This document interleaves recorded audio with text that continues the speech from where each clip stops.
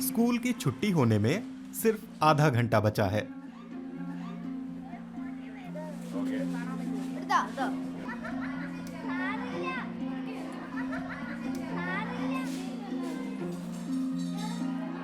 लेकिन केरल के मुहम्मा के इस सरकारी स्कूल में बच्चे काम में जुटे हैं।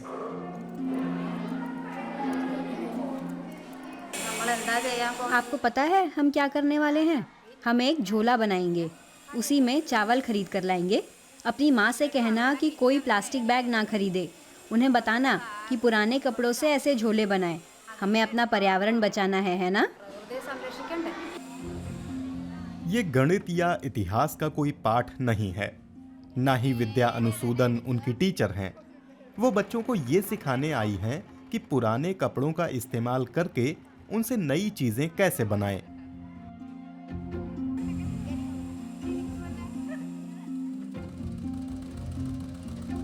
विद्या कई साल से कपड़े सिल रही हैं।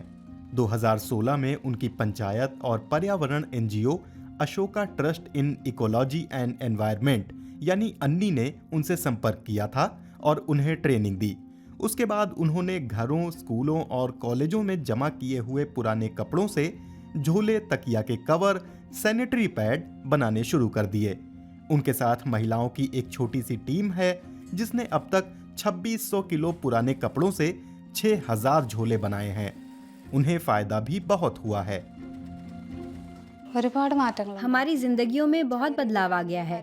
भले छोटे स्तर पर है, लेकिन हमारी कमाई हो जाती है और लोगों से मिलने का मौका मिल जाता है। नई चीजें पता चलती हैं। बहुत सारी खुशी और मानसिक शांति मिलती है। विद्या का गांव मुहम्मा अलापुझा जिले में वेम्बानाड झील के किनारे पर है। ये भारत की सबसे लंबी झील है। वो बरसों से झील में बढ़ते प्रदूषण की गवाह रही हैं।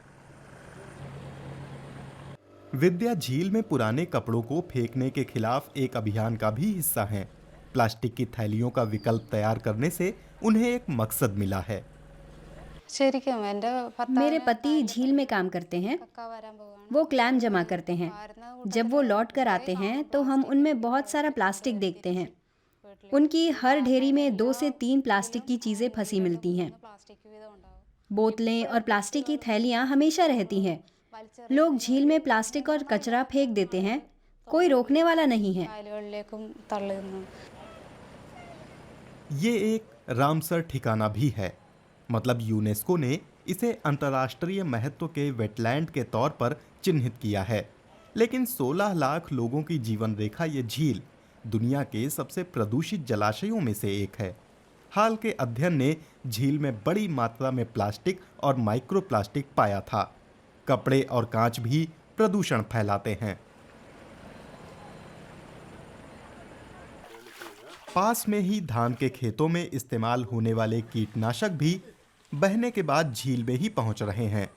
इससे पानी के भीतर और आसपास की जैव विविधता बाधित होती है। 25,000 की आबादी वाले गांव मुहम्मा पर गंभीर असर पड़ा है।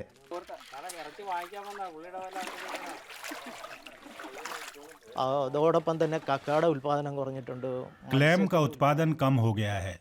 मछलियों की मात्रा भी घट गई है। प्रॉन्स के उत्पादन पर भी बुरा असर पड़ा है। इन तमाम चीजों से उन लोगों पर असर पड़ा है जिनकी रोजी रोटी झील से चलती है। ये उनके अस्तित्व का सवाल है।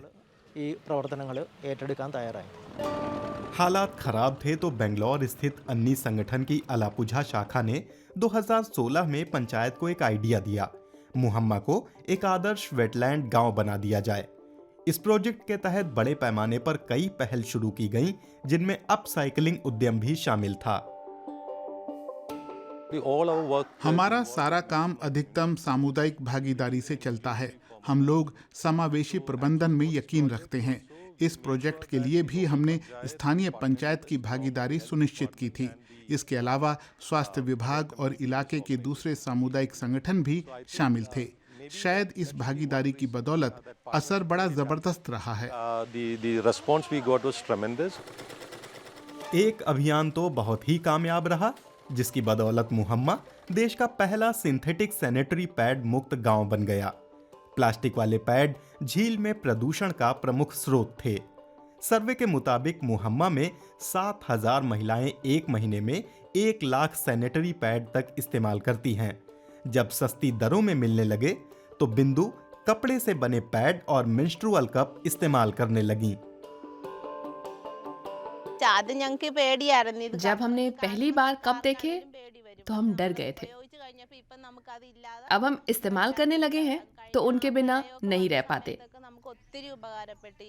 ये बाढ़ के दौरान बहुत काम आए। कप इस्तेमाल करने के बाद हम उन्हें अंदर ही सुखा सकते हैं। कपड़े वाले पैड बाहर सुखाने पड़ते हैं। कप रहने से हमें बारिश या बाढ़ में कोई फिक्र नहीं करनी पड़ती। प्रोजेक्ट की फंडिंग 2020 में खत्म हो गई थी। इसके बावजूद एनजीओ की मदद और पंचायत के सहयोग से अभियान जारी है। यहाँ के निवासियों के लिए अपनी जीवन रेखा झील को बचाए रखने के साथ साथ वेटलैंड संरक्षण का मॉडल खड़ा करना एक अहम काम है।